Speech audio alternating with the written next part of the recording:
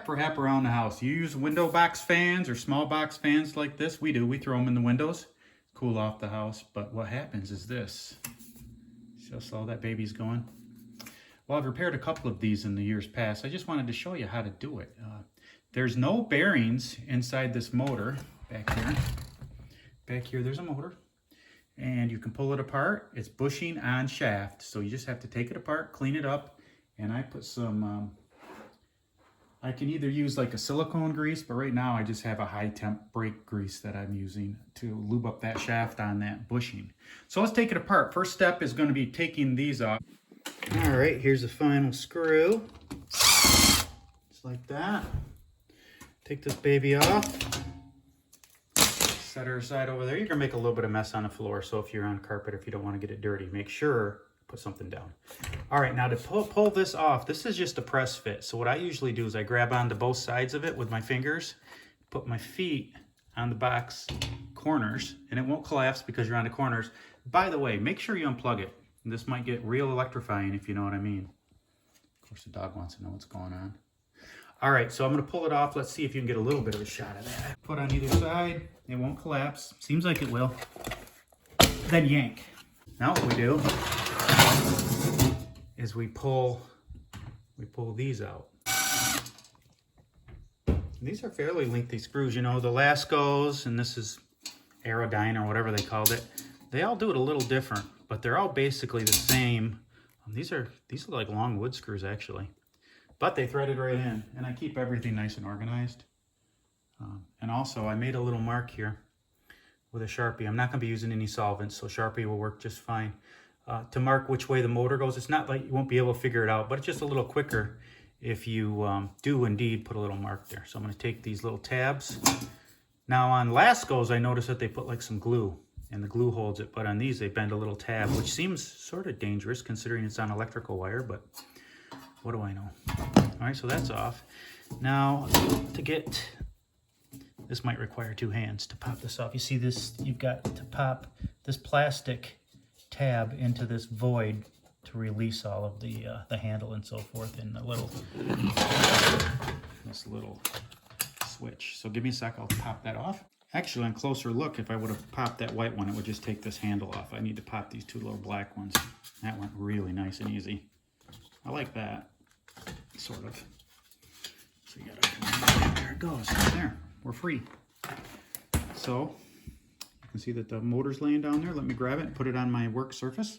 You can see how dirty that is. It just gets filthy dirty. In the back, there's no cover on this. So you can see that it gets exposed to all that dirt and grime and it just builds up. You can feel this motor just does not want to turn. So I'm gonna do is flip it over here, pull these 4 screws out. All right, put the dog outside too. Pop that loose, screwdriver, right? Take a look at this. You know what, I'm gonna wipe that off. Try to keep as much gunk off that bushing as I can. This is really sticky. I don't know what got on it. It's a big wad of hair. Look at that baby, huh? Isn't that nice? All right, get that out of there. Pull that off, and there you are. Now you can see, let me show you what's on the inside here. You've got that, that's a bushing, which just fits over this shaft, and it's not. If you put it back in there, like that, it's still nice and tight. It's not worn. And if you feel the shaft, you don't feel any edge on that at all. Same on the back. There's no edge, it's just sticky dirty. Now you can clean it a number of different ways. I just have a damp cloth that I have a little bit of vinegar cleaner on, and that will help get any of the old grease off. I'm also going to clean this portion off a little bit. It's a little sticky. Like that. Yeah, that's a little bit better. Now, if you want to get really crazy, you can go grab a piece of Scotch-Brite, and you can Scotch-Brite these shafts, but, you know, we're not looking to put this thing into orbit. We just want it to run for a while longer. All right, we're going to do the same with the bushings as well as you can. It's kind of hard to clean the bushings because you got to get in there to clean them. So I usually just stab myself in the hand, of course, if I can. Get a nice wad through there like that. And then just rotate it a little bit and just clean it the best you can. Now you can get some WD-40 in there too if you want to get some some sort of penetrating oil cleans. Probably some alcohol will do. That looks pretty good. All right, now I'm gonna go in the bottom bushing. I'll go from the back. And then what I'm gonna do is I'm gonna take this out in the garage and I'm going to spray it off with compressed air and get all these fuzzies off of it. Actually, there ain't no blowing this off. I'm gonna wash it. I'm gonna have to wash it because that stuff is just like a greasy, oily mess. I don't know if someone tried to lube this or what. But let's just wipe it off as best we can. Okay, so we're all clean. That looks good. That looks pretty good. Doesn't have to be perfect. So we're gonna take a little bit of our grease that I showed you earlier, just a little bit. Now again, you can use food grade silicone is what I've used before too. Like a little bit of a silicone lube or food grease. You can use, I mean, any kind is gonna make it go. That's what we're really looking for, is to loosen that up a bit. So got some in there, on the end there. Put a little bit in there, into the inside of the that bushing. And I've done this before. You take your screwdriver, get a little bit of grease on it, just a little bit. Get a little bit of grease, just like that. And then you go and you just put a little dollop, not the whole thing, just enough to get that a little bit lubed. There we go. And then let's reassemble this seal. And it was on the shaft like that. So let's take it, put it back on the shaft, just like that. And then put this in. Like that. There, that's into that bushing now.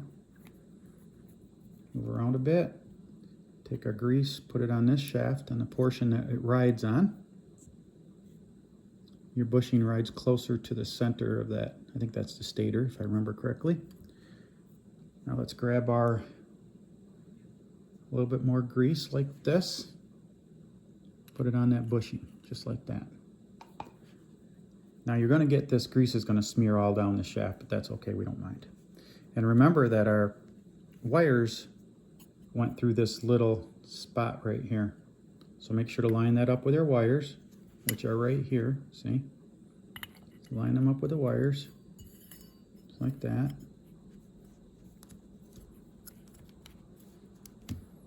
And make sure you're not pinching anything, and I'm not. See how the wires pass through everything? These wires go to the controls. I think, no, actually, these wires go to the controls. This is power. So none of them are pinched. Everything's nice. Grease off that shaft, there we go. And now let's put these machine bolts back in. All right, all four of them are nice. And we'll torque them down a little bit by hand, just to make sure they're good and tight. Not bad, I like that.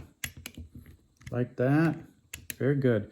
Now give me a second, I'm gonna wash off the front grate. Okay, everything's cleaned up. Let's reassemble, shall we? So, this goes like that. Set that on the floor. Grab your switch. Remember your switch wire ran right up here, so that's where that goes. This is gonna require two hands, so give me a sec. I got that switch popped in, those two black tabs had to go into those voids. Now I wanna take it like this and put her back. Remember the mark we made? That'll help guide us here a second. Like that. Let's grab one of the screws, the long wood looking screws. This will take a second. Let me, two hands. Next one. All right. That's all good. Let's put that back in there and let's put that wire back in there. And then you grab that little tab if you can. It's difficult to do. One hand, but we'll get it. Like that. That's going to take two hands. All right, that's what that should look like. That's all good. Nothing's pinched. That all looks okay. So run down here like so.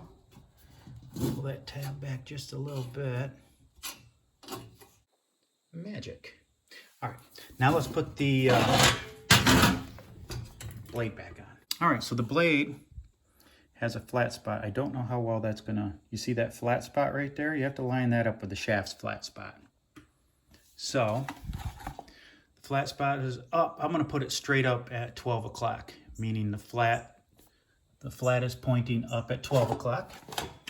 And then I'm going to grab my blades and I'm going to put the flat up at 12 o'clock. Flip it over. And you should feel, there it is. And then you just put it on, just like that. And now let's plug it in, and I'm going to try it without the safety cage and screen. Okay, she's plugged in. Let's put our little on-off, or I don't even know what this thing would be. Let's put the little switch cover thingy on. There it is. Look at that baby go. And you don't have to buy a new fan. These are fairly durable. They just need a little maintenance.